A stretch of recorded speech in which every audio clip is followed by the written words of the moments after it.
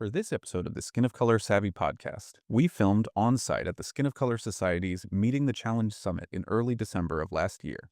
As past presidents of SOCS and founding co-chairs of this initiative, we asked them what was the impetus for developing this program and what gaps were they aiming to fill.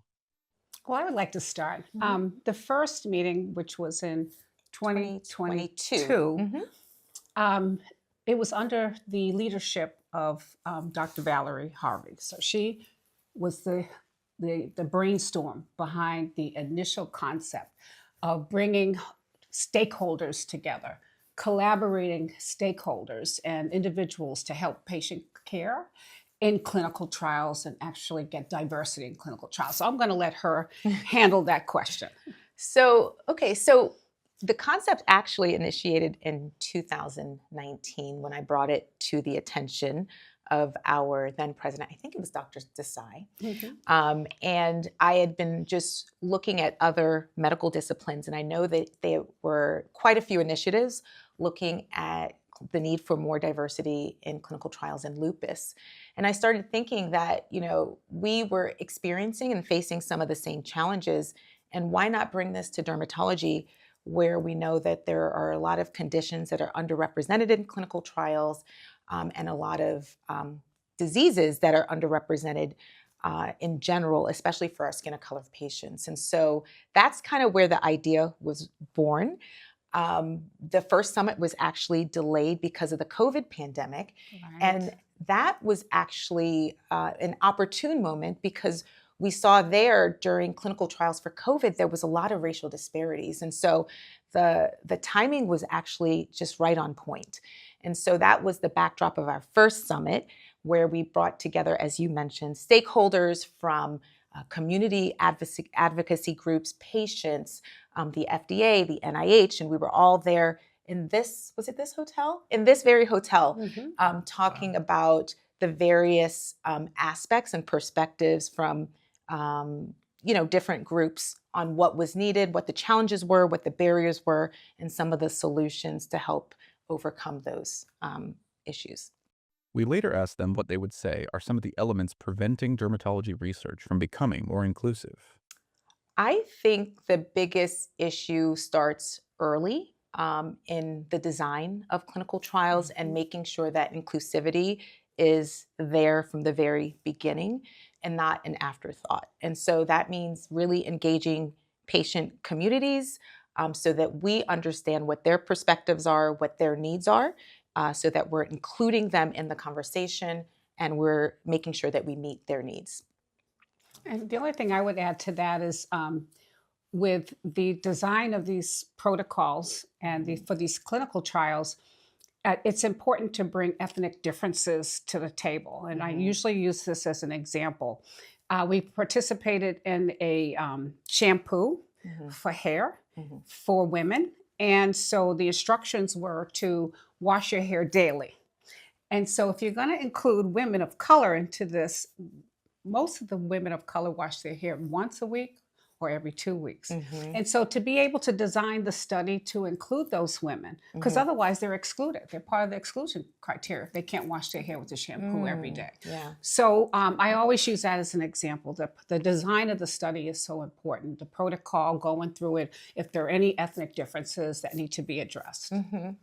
Yeah, absolutely. The design and who's designing the study. So you have that voice and that perspective. And then as you said, wait a minute, once a week is not going to work, right? We might need to broaden that a little bit so that you can bring more people into the have this group and then this group. Right. So we can, tease out data that way. Exactly. Yeah. We also asked the two speakers how this initiative has evolved since 2022 when it began.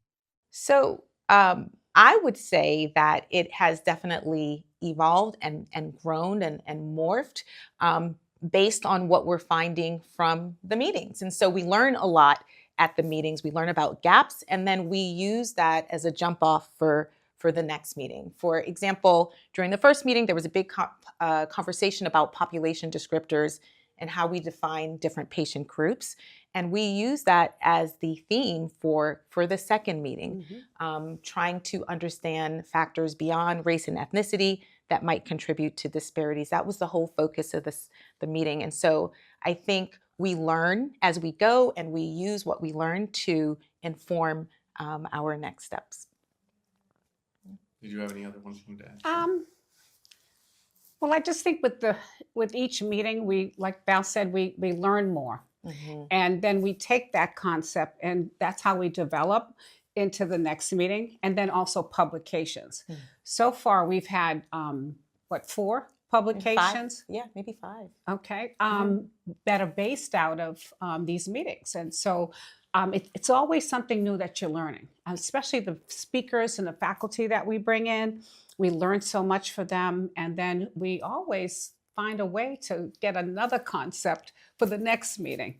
And so that makes it exciting, and it makes it fun. Yeah, it makes it fresh. And the faculty and the committee members that we have are so varied in terms of their expertise and their insight. And so you just, as you said, we learn so much from each other. It's really nice how we've grown and evolved over time. And I think it's really because of the mix of people that we have involved, the diversity of perspectives, the breadth of perspectives. It really does create this really rich environment, and it allows us to kind of move and evolve in a very, dynamic way. Yeah. We later asked the 2 speakers what some of the more meaningful achievements have been since the meeting first began in 2022. I would say the publications. That's probably top priority. But I think awareness. Mm-hmm. And so I think, the public, hopefully they visit our website, they read about the Skin of Color Society and what their goals and initiatives are. So the public really has access to our website. So they find out about the studies, they find out about the next conference. They listen to a lot of the members of the organization, because we have a lot of media interviews and initiatives that actually speak to the public. And so I think public awareness is one. I think with industry, they're now getting involved. They were involved from the beginning as collaborators for the first summit. And so now that they are involved, they're almost fighting to be part of our meeting. So we have a lot of competition now. Everyone wants to be part of this meeting. So I think that, that's awareness, not only for the public, but for the industry, the cosmetic and the pharmaceutical companies. And they're learning a lot from our meetings and about diversity and putting their trials together and recruiting patients and subjects for these clinical trials. And they need to be skin of color as well as just all skin types. That's right. The 2025 Meeting the Challenge Summit was focused on expanding outcome measures. We asked the 2 speakers what some of the priorities are of this initiative. So we have a really full agenda. We're going to have sessions on community engagement. We're going to have sessions on outcome measures, specifically kind of what they are, why they're so important, especially some of the gaps that we see in outcome measures across, a variety of inflammatory skin conditions, and also touch on what we need to do to kind of narrow those gaps so that these outcome measures are applicable to a broad range of patients and a broad range of people. And so I think this is really exciting, because this gets back to kind of the design of a trial and making sure that you bake in inclusivity from the very beginning. And outcome measures are such an important part of that. It's how we say, is the medication working? Is it not working? What do we use? We use outcome measures. And so we need to make sure that those are inclusive and representative of all the patients who participate in the trial. We can always use the example of like the EASY score. And so that's a score that's used in atopic dermatitis. And one of the outcome measures is redness. And if you have skin of color patients, you may not see the redness based on their pigmentation. And so that's an outcome measure that is lacking of diversity. Right. And so in order to be able to change that, you have to have discussion like we're going to have this weekend, what we need to do about it, how these outcome measures should be designed. And I think what we're going to do is find out a lot more about outcome measures going out of this versus just going in. So I'm excited to find out what we don't know. Yes, yes, yes, yes, yes. We also asked both speakers to share a sense of the type of disease states being highlighted there at the meeting. So yeah, so as I mentioned, we'll be covering, or many of our speakers will be covering a variety of inflammatory skin conditions. We have Dr. Desai, who's going to be talking about vitiligo. We have Dr. Alexis, who's going to be talking about hyperpigmentation. Dr. McMichael is going to be talking about outcome measures in psoriasis. Vicki Worth is going to be talking about erythema and the difficulty in measuring erythema for lupus. And so just a really wide swath of inflammatory skin conditions, particularly with a focus on outcome measures. Looking ahead to the future, we asked both speakers what they believe is on the horizon in terms of progress, innovation, and inclusion in clinical trials. Well, hopefully we'll have another conference, Yes. another summit in about 2 years. Yes. So stay tuned, maybe 2027. And I think this summit is so, like Val said, is dynamic. And it's so important and critical for us to have this information for clinical studies development, that we probably need to have a little bit more of exposure to this platform. Mhm. And so right now it's in the derm community, but I think we need to look outside of the derm community and see what we can actually contribute to the literature outside of dermatology as well. Mhm. And then get some exposure, some media exposure where we may be on the Oprah Winfrey Show or Oh, something. yes, Oprah. Yes, yes, But yes. yeah, I just think that, the awareness is so important. And so we're kind of a Right. small community, and I think we need to grow. Yeah, I think so too. And I was thinking internationally as well, Yes. because this is an international issue. This is not, something that's just local to us here in the United States. And so I think finding collaborators in other countries so that we can disseminate the information a little more widely. In our second on-site interview, we spoke with Dr. Angel S. Bird, one of the speakers at the Meeting the Challenge Summit. We first asked her what were some of the key takeaways from her session.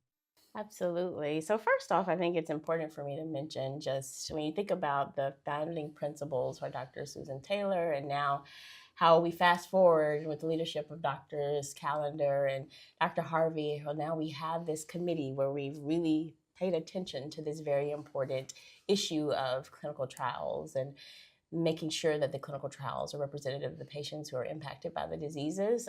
I'm so amazed at what we've accomplished, and I'm just thankful to be on the committee and be a part of this challenge.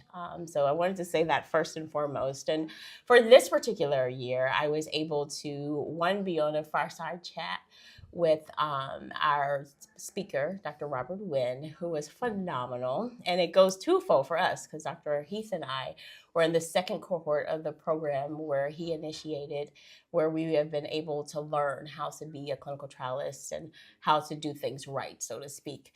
And so the fireside chat with him was just phenomenal. It was dynamic, and I think we always learned something from him each and every time we talk with him. Immediately after that, I was on a patient advocacy panel, which is something I'm very, very passionate about. I feel that we have to make sure that we are creating clinical trials that are representative of the patients. And my particular role on the actual panel was to talk about staffing, to make sure that the people who are on the staff, once they get into the clinical trial, once they're at our institutions, do they look like them? And I think one of the points that I wanted to make, and I kind of closed with that, was that as dermatologists, dermatology researchers, as myself, we use our eyes to see the diseases that we study so passionately. And in the same light, the patients are using their eyes to see us. And so what they see is who's listening to them, who's in the room, who's on this research team. Does it look like them? Does the research team reflect honesty and trust? And so it's only when we make them feel valued that they're able to then say, yes, I want to be a part of this particular clinical trial. And so it's things like that we have to pay close attention to, because if we want them to trust the science, they have to learn to trust the people who's doing the science. And I think these are the efforts that we have to keep giving much attention to. We asked Dr. Bird about which sessions she had most enjoyed attending during the summit meeting. Absolutely. Well, it keeps getting better and better. Every year, I'm like, we've already covered everything, but no, it's always so much to uncover. I think today, my dear colleague, Dr. Fry, we actually talked about clinical trial space in terms of cosmetic dermatology and how we need to be thinking about inclusion in that area as well. So I think that's something kind of new that we brought to the program this year. And I also think that listening to the patients is so important. And that's one thing that I really want to take away. And in the vitiligo space, when I was talking to Jared, our patient advocate, he was saying, like you have to talk to us. All you have to do is talk to us early. Don't wait until the trial is, established and designed and then bring us in. Bring us in early. We can help you out with that. Because he said it looks different for some people. And Dr. Desai mentioned today, some people love their spots. It's part of them. However, some people not so much. So you have to understand the needs of the patient and cater it accordingly. And I think we have to get there by talking to them and making sure they are part of the process very soon, very often. And another point that I wanted to mention, and I mentioned this yesterday, when we get the clinical trial done, when we have the fancy results, when we have the drugs, when we know what they have done, we have to go back to the patients and tell them, this is what you being a part of this clinical trial has led to. This is the discovery, and we thank you, because I think it's that cycle of trust that we will build with that as well. In our third and final interview at the Meeting the Challenge Summit, we were joined by Dr. Stafford Brown. We first asked how he became involved with the Meeting the Challenge initiative. So one of my mentors, Dr. Harvey, told me about this initiative right when it was kind of getting started around 2021. And I was a very eager med student, very excited to join the team. And I just had the opportunity to learn so much, learn about the landscape of diversity in clinical trials. And it meant the world to me to have that opportunity to be around so many great SOCS faculty, learn so much at these conferences, and then also be involved in the planning process moving forward. During his interview, we noted that Dr. Brown had been involved since the program's inception. We asked him what were some of the biggest highlights that had been most meaningful to him. So the highlights, I would say, working with all the faculty on in SOCS who are a part of that committee. A lot of them have become mentors to me, helped me through this process, getting into residency. Other highlights would be every one of the summits has been amazing, and I've learned a great deal about diversity in clinical trials. And then one of the biggest highlights or takeaways from the first summit was the question of what is diversity in clinical trials. And one of the other greatest highlights was at the first summit, we got to hear from Henrietta Lack's family. And I felt like that was just the perfect kind of keynote to start us off on this path. Getting the chance to learn about all of the barriers and the gaps from both the patients and from dermatologists, as well as industry and then regulatory bodies as well, helped me as a med student start to understand the landscape of clinical trials. As Dr. Brown's career is developing in dermatology, we asked him what he had gained through his close involvement with the initiative. I've gained so many mentors, so much advice. I've gained a lot of publications, which has been very helpful. Personally, I've also grown in a lot of ways and been offered other opportunities as well with SOCS and joining the Center for Leadership Learning Collaborative. I don't think that's an opportunity that I would have had the confidence to apply for or would have been chosen for had I have not been on this committee. In Dr. Brown's final question, we asked him what his hopes were for any continued progress or any innovations that may result from the initiative. I'm very excited for the future, and I think that the future is kind of determined by each of the summits. So in the first summit, the focus was diversity in clinical trials, kind of setting that landscape. And when that question of what is diversity, is it race, is it ethnicity, is it skin color, the idea of like what are the population descriptors was the big question, the big takeaway from that first summit. So the second summit dealt with population descriptors, and then kind of diving deeper into that, the outcome was, what are those outcome measures? And so today I'm really excited to learn even more about what are those outcome measures that we're looking forward to, seeing from our patients and from our clinical trials within dermatology. And so I think today's summit will be kind of the springboard to the next summit.